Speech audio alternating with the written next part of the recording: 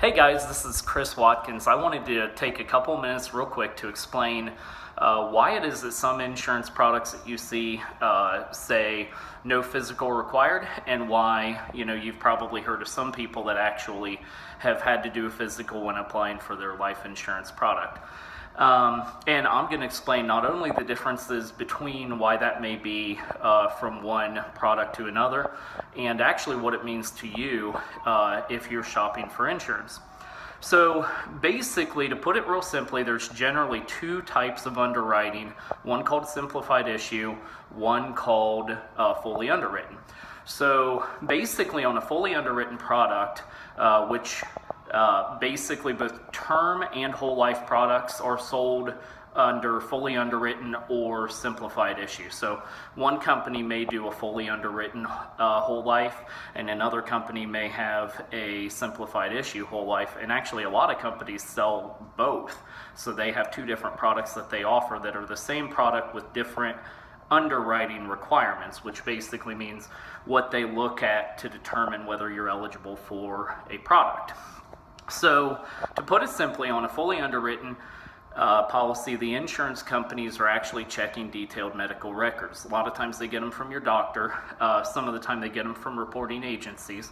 And they many times will actually go in more depth than just your specific health. They oftentimes will ask about family's health, like your parents or even grandparents. They also generally or oftentimes will check driving record or even criminal records. So basically with all that, they're getting a very in-depth view of who you are. I mean, these insurance companies don't know you, so the more information that they have about you, the better equipped they are to feel out how long you're going to live based on their mortality tables and the information that they have. Whereas simplified issue, they actually are getting a much smaller view of you. Generally, it's going to be limited to what we tell them, how we answer the health questions, and also what medications we are on currently or have been in the past. Now, here's what's good about that. In certain situations where somebody has had major health concerns in the past, the simplified issue policies, oftentimes the way their health questions are read are limited to a number of years. So a heart attack may be limited on a 2-year health question. So if it's over 2 years since a heart attack, you're able to say no on the health question honestly, and generally they're going to give you a better product than if we had the heart attack yesterday. So, whereas fully underwritten, oftentimes they are viewing all of those things, including the things that have happened in the past, even some of the time 10, 15, 20 years in your past. The good thing about fully underwritten is if somebody has a clean enough health history, and if their health history matches up with the underwriting requirements of the insurance company they're applying for, oftentimes they're able to get better rates because the insurance company knows their liability is lower, hence the rates end up being cheaper.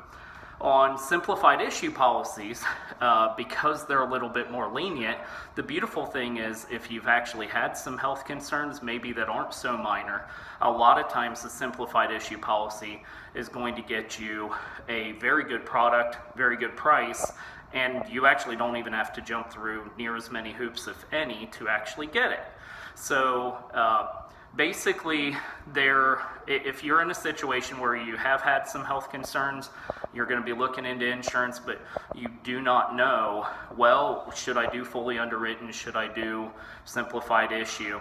If you know a good agent that actually deals with both types of products and has more than one company in the portfolio, you can talk with them, explain your situation, and they should be able to point you to which one is going to be better for you based on the knowledge they have. We are always available if you would like to contact us, and I'm happy to go and give you kind of an idea of who I think would provide you with the best insurance. But this is kind of just a basic overview of the two different types of underwriting styles and why one may actually be better to get you better rates for you versus somebody else. So I hope that helps you guys. Have a wonderful day.